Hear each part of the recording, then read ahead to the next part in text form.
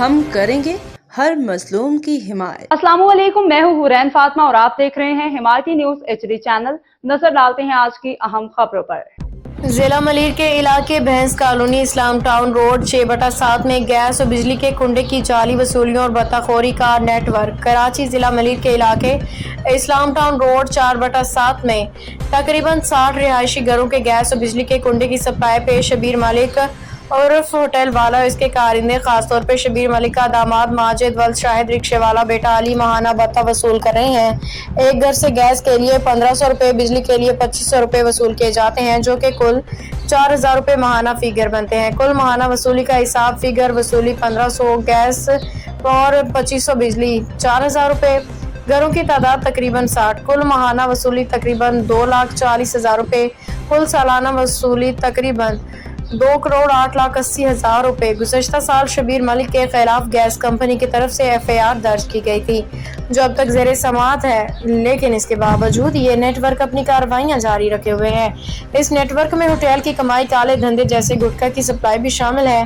علاقے کے بڑے سیاسی مقامی افراد اس میں ملوث ہیں، جس کی وجہ سے قانون کی کارروائی متاثر ہو رہی ہے۔ تھانہ سکھن کی پولیس بے بس شبیر پنجابی، اس کے داماد اور اس کے بیٹے کا کہنا ہے کہ ہم 1 لاکھ روپے اسپیشل پارٹی کو اور مہینہ دیتے ہیں اور ہمارے ساتھ مہر برادری کے لوگ بھی شامل ہیں، کچھ بھی نہیں کر سکتے۔ شبیر پنجابی نے کہا کہ اگر میرا کام بند ہوا تو میں اور مہر کام جا رہے ہیں۔ اس کے علاوہ جتنے بھی لوگ بجلی پانی گیس بنا رہے ہیں، سب کا بھانڈا ووٹ دوں گا۔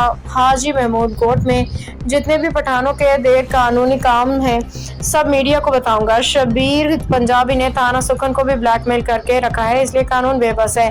علاقہ مکین شدید پریشان ہے، کیونکہ اگر یہ بطخ خوری نہ دے تو ان کا گیس اور بجلی کا کنیکشن بند کر دیا جاتا ہے، مارنے کی دھمکیاں دی جاتی ہیں۔ ایسے میں مقامی انتظامیہ متعلقہ حکام سے گزارش ہے کہ فوری طور پر اس نیٹ ورک کے خلاف کارروائی کی جائے۔ قانونی پہلو اور ممکنہ کارروائی: پاکستان میں عوام سے غیر قانونی طور پر بتہ یا اضافی رقم وصول کرنا قانوناً جرم ہے۔ اس کے تحت درج ذیل قانون لاگو ہوتے ہیں۔ پاکستان پینل کوڈ PPC دفعہ 382، 383 بطخ خوری، دھمکیاں اور غیر قانونی طور پہ رقم وصول کرنا جرم تصور کیا جاتا ہے۔ اس پہ سزا یا جرمانہ عائد کیا جا سکتا ہے۔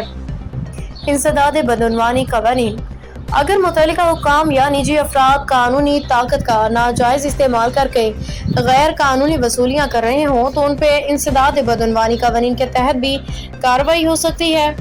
توانائی کے متعلق قوانین: بجلی اور گیس کے غیر قانونی کنیکشن یا بلوں میں مداخلت کرنا توانائی کے متعلق قوانین کی خلاف ورزی ہے، جو کہ متعلقہ پاور یا گیس کمپنی کی جانب سے سخت کارروائی کا باعث بنتا ہے۔ FIR کے تحت کارروائی: پہلے سے درج FIR کی تفتیش کو تیز کرنے اور ملزمان کو قانون کی گرفت میں لینا ضروری ہے۔ سفارشات: متعلقہ حکام فوری طور پہ اس نیٹ ورک کی مکمل تفتیش کریں، غیر قانونی بتہ وصول کرنے والے افراد کے خلاف سخت قانونی کارروائی کی جائے۔